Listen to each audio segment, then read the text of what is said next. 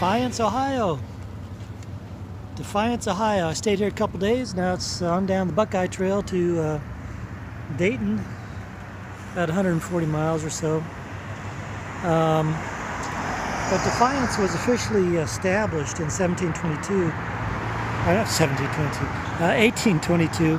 It actually got its name from the Fort Defiance that was built in the 1790s. And Fort Defiance was built in order to protect encroaching American settlers from the Indians that were harassing them. And then after, in the 1790s, I think it was 1797, there was a treaty that was signed with the Indians that basically ceded settling in here and established Fort Defiance as a trading post. Well, lo and behold, surprise, American settlers still kept coming in, and so the Indians naturally retaliated, and so then Fort Defiance was used as a base of operations to protect the Americans coming in. And the Americans were led by a guy named William Henry Harrison. Does that name ring a bell?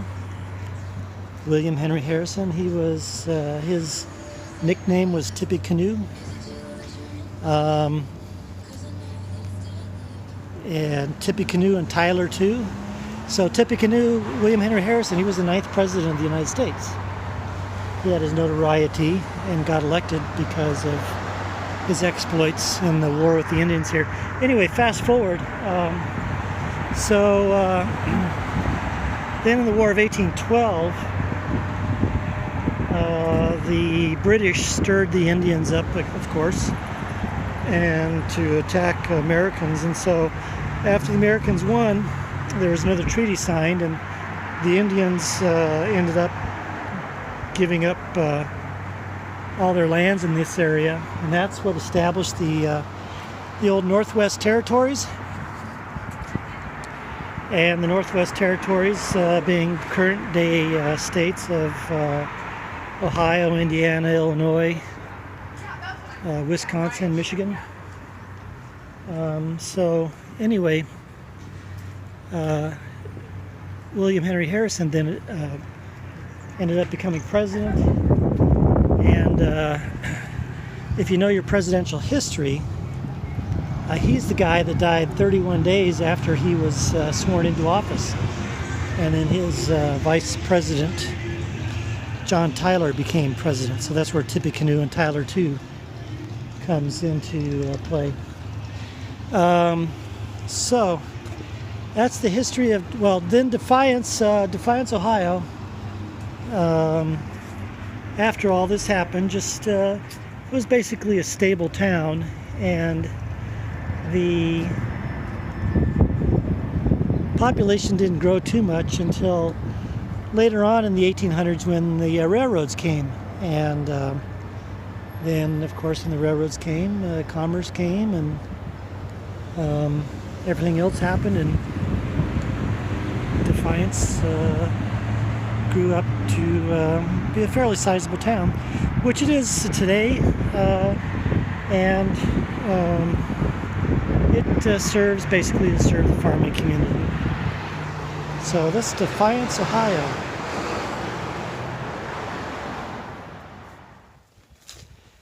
Well, this is kind of a treat. Right here, it doesn't look like much, but this is called the Miami Canal, which is part of the Miami and Erie Canal system that was constructed or started construction in 1825.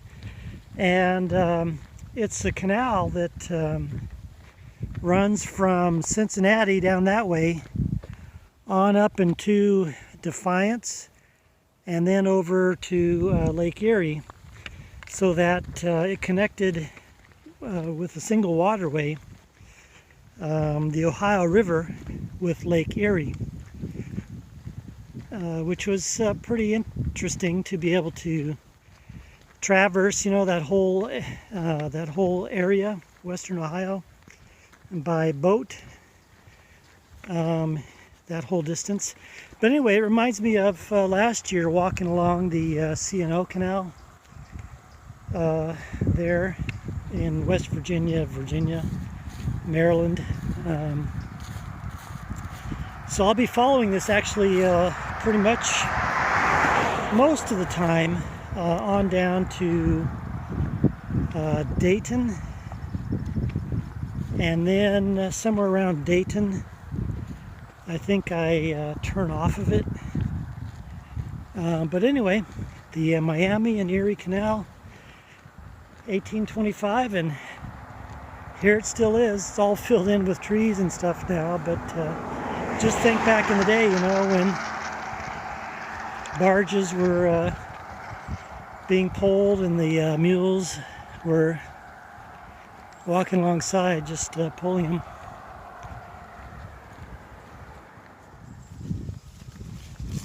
Now, this is what I like, just following this trail along the, still along the old overgrown canal, but in the quiet away from the side of the road. That's always nice, huh?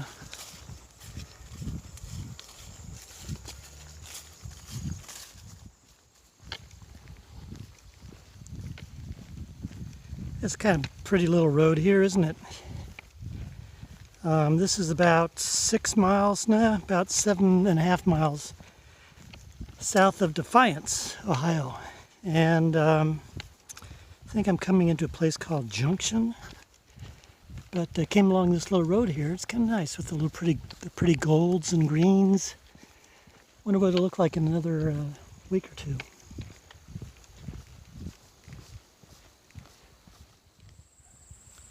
Well, I'm at a place called Junction, Ohio, and what's special about Junction? Well, it's actually the junction of two canals, the Miami Erie Canal, which I'm following right now, and the Wabash Erie Canal, which came from, you can see the sign right here, which came from Indiana. And the interesting thing about these two canals is that there was a little town that formed here called Junction, Ohio, and a lot of commerce and transportation came up here, so it was pretty busy. Then when the railroads came, that destroyed the need for the canals, and so little Junction just kind of dried up a little bit. So there's not really a whole bunch left except a few houses over here on the western section of town, and then a grouping of some houses and stuff over there a little bit further east, and then there's actually a golf course over there. So the interesting thing too, and I didn't realize this, is that this canal was used for by escaping slaves who had escaped from the south, and they were on their way up to Canada. So yeah, a lot of history in these canals, commerce, travel, and a means of escape and freedom. Okay, got about 12 more miles on the day, and so I better get a move on after I eat some lunch.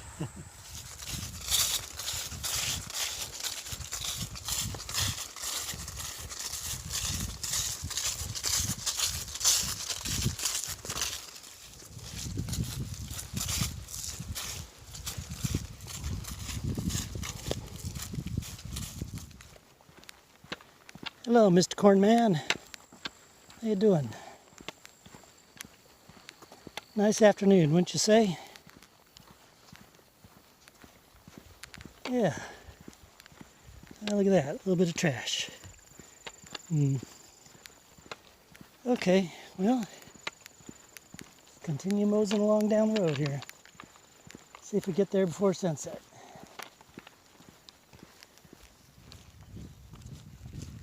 Well, last night, or yesterday, was just shy of 20 miles. And because I got a late start yesterday, I got into camp after the sun went down. There was still a little bit of light, but I eventually was setting up in the dark. Now today is 22 miles, and I'm starting earlier than yesterday. Yes, I am. 5 minutes earlier. So it's going to be a race against the sun all day today.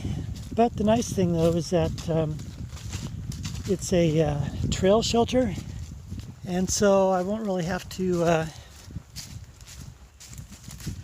worry about setting up camp, so to speak. Just laying out my stuff and going to sleep. But with the sun going down at a little bit after 7, that makes these long days more challenging, especially when you don't want to get up in the morning because it's so cold and damp. But anyway, so it's 22 miles. Maybe I'll do some airborne shuffling today to make up some time.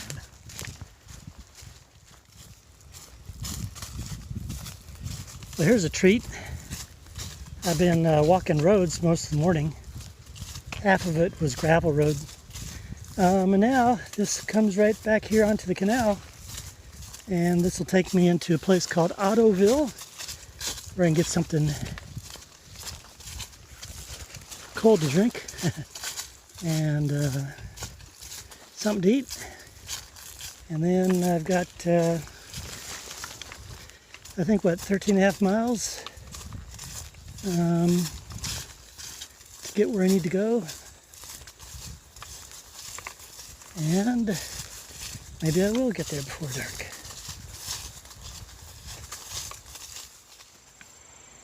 Well, this is the Little Auglaize River, just north of, I believe it's called Ottoville.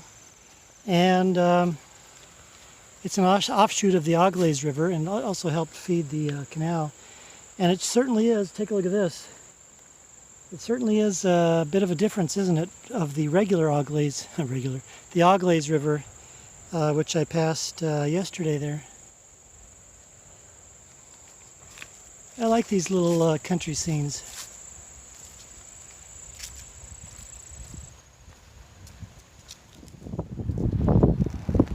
Well, here's the little downtown area of Ottoville, Ohio. Small place. In fact, here I'll show you a picture here. The church actually is the biggest building in town. But it's an interesting story about how this place developed. Not only Ottoville, but a lot of these places alongside the canal. There was a family called the Breitiches in Prussia. And at the time, this is back in the late 1700s, early 1800s. Back at the time, Catholics were being discriminated against, not allowed to practice their faith. But this family was of substantial means as far as money and things like that, so they were pretty much left alone. But one of the guys in the family, Ferdinand, he ran too much afoul of the authorities, and so he was imprisoned. And so the other two brothers of the family, John and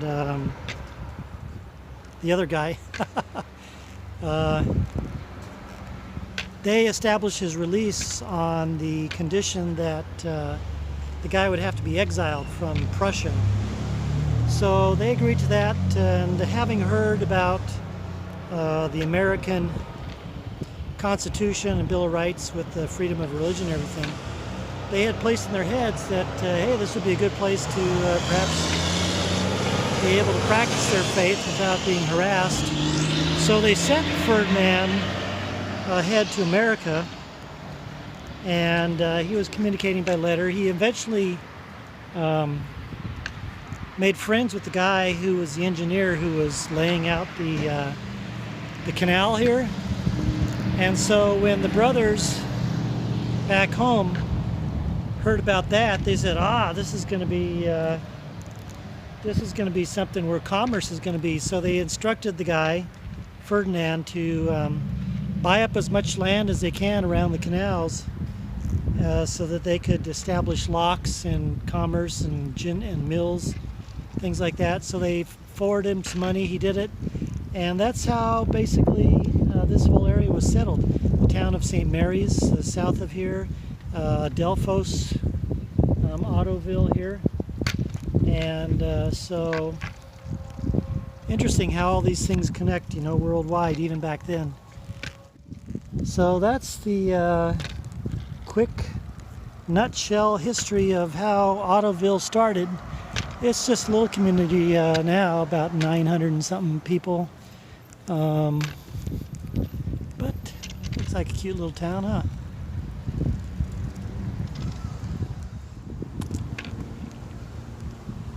Good afternoon. I'm coming into Delphos, Ohio. Although I'm coming in later than I expected, because coming out of Ottoville I missed a turn, and so that took me to Fort Jennings, a couple miles extra out of the way. So I was going to get in before sunset. Now I'm getting in right about when it gets dark, after the sun's gone down. That's all right. I was able to stop by the church there in Fort Jennings that I didn't expect to be able to do, so that's okay. And as I go through Delphos here, I'll see if there's anything I can point out after I get some orange juice and club soda. Or if they don't have club soda, orange juice and 7-Up, something like that. Alright, Delphos, Ohio. Some kind of nice houses here. I'm on the north side of town here. Pretty nice.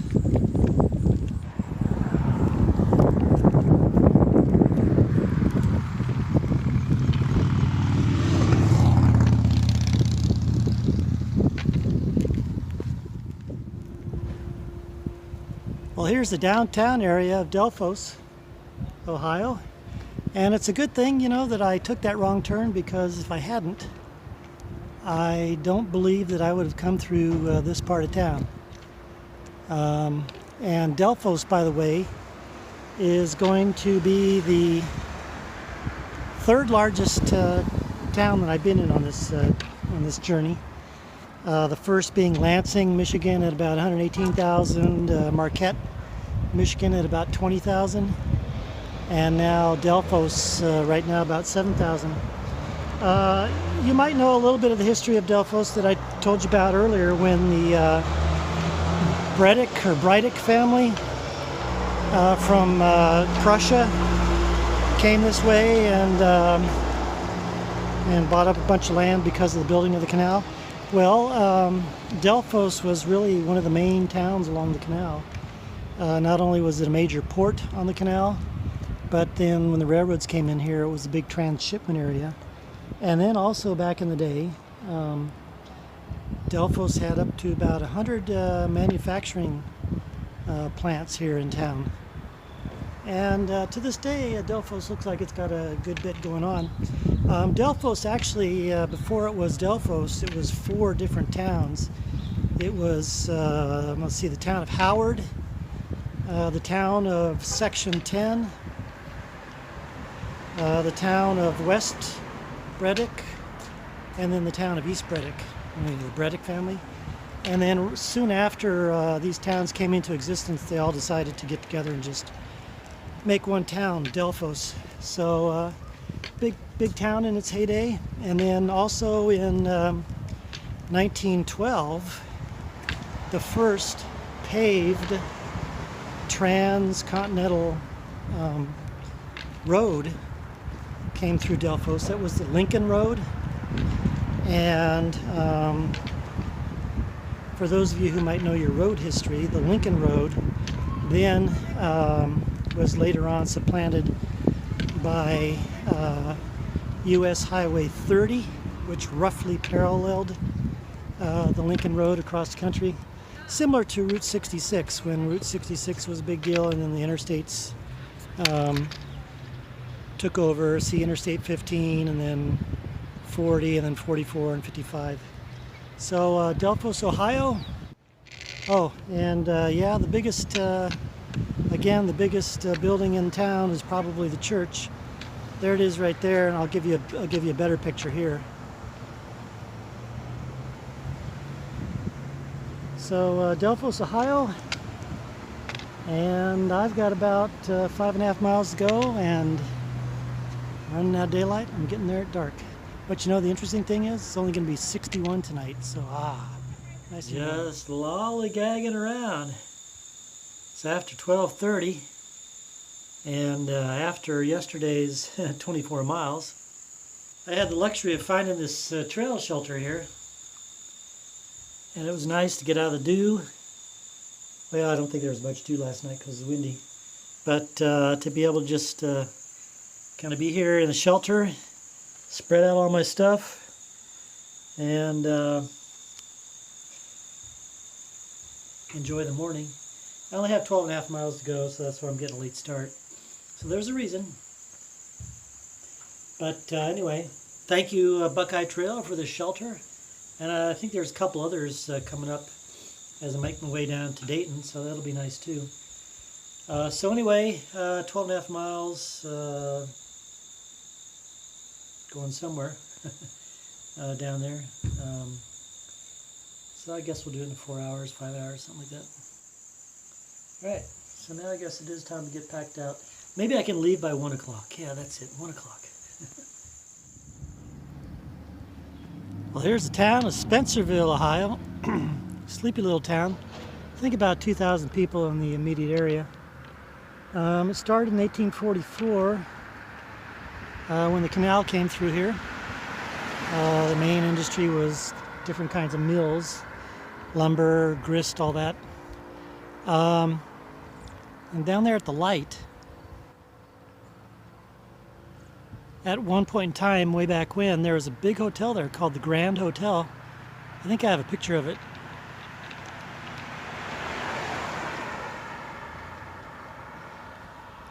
But that's about all I know about Spencerville. It's been continuously operating since 1844. So now, on to, I think, Lock 14, where I'm going to camp tonight. And it's been a lazy day. As I mentioned earlier, I started late. So now I've got 8.5 miles to go. Maybe 8 miles to go. And I'll get there at dark. This is 6 Mile Creek Aqueduct. So the canal comes from here to the south, crosses over, and then this is 6 Mile Creek that comes through here. Now, unlike, if you remember, if you saw the videos from last year on the C&O Canal, when they had the aqueducts, they didn't have the water from both sources merge. They had the canal typically go over the creek in a typical Roman style aqueduct, and then the natural feature just passed underneath the canal. But right here, as you can see, they've got the gates here that control the flow of water so that it becomes an intersection of water, so to speak, and they both do their thing, and Then the canal goes north, and 6 Mile Creek goes west. Interesting to see how this different engineering is done in different places. So anyway, heading up this way. I think I have about another 3 miles or so to go, about another hour. So I'll get there after the sun's down, but I think it'll still be dusk. And this is Ohio 66 right here. So onward we go. Well, can you believe this? It's 8:32 and I'm already getting started. Trying to get into St. Mary's, make it to Mass. So I only have 4.9 miles. And Mass starts at 11, so I'll be able to make it. Interesting thing, last night I was camping right there. You can probably, over there at the bottom of that little grassy slope there, there's a little triangular cutout. And underneath some trees like this, and about 12:30, there was a car that came there. There's a little dirt pull out there as well, and a road, and a car. I noticed the lights, and then they seemed to, they were shining right on me, and then they turned away. But then all of a sudden I hear something coming up next to me, and evidently what the car did is pulled into the little turnout area, and then turned around and then backed up and backed up right next to me, and I didn't realize it at the time how close it was. But anyway, I yelled out, "Hey, what's going on there?" And the car stopped, and then he took off, and as he's leaving he said, "Oh, I'm sorry." But anyway, I looked at it this morning, and that car was only about 2 feet away from me. So such are the travails of camping in a stealth spot that was legal. So, all right, so on to St. Mary's. I'm gonna have breakfast that I bought yesterday, and then after St. Mary's, I think I only have 8 miles, so it'll be a short day today.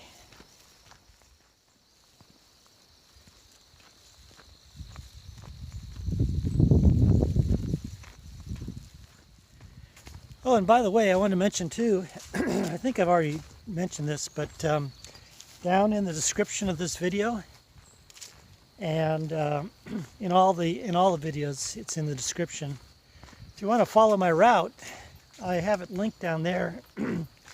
And thanks to Michael Shintani over in Hawaii for putting it together. But it's a it's a Google Earth link, so you can follow it on the map there, and it's more or less accurate. It's there's probably a turn here or a turn there that's not quite right, but by and large it's probably 95% accurate. Also too, there's a link if you want to support the channel, PayPal or Venmo. So anyway, take a look and see where I'm going.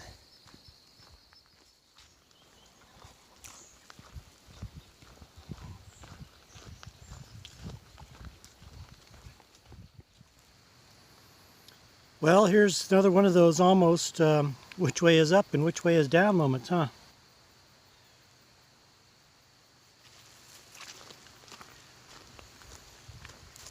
These early morning walks are nice, just like the late evening ones are too, where you have the colors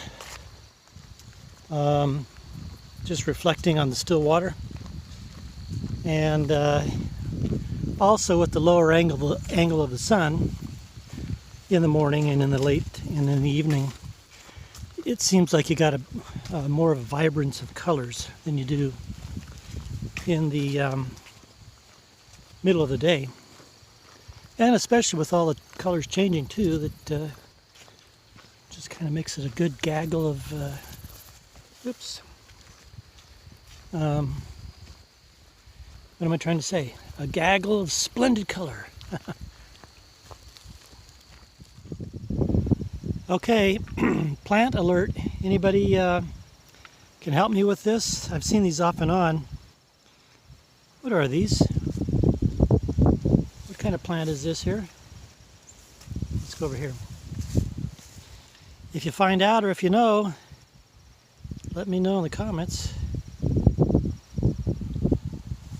Because if they're edible, I'd like to eat them. I don't think they're edible though.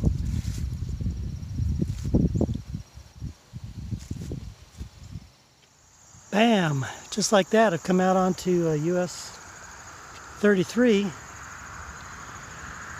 But look how you get across it.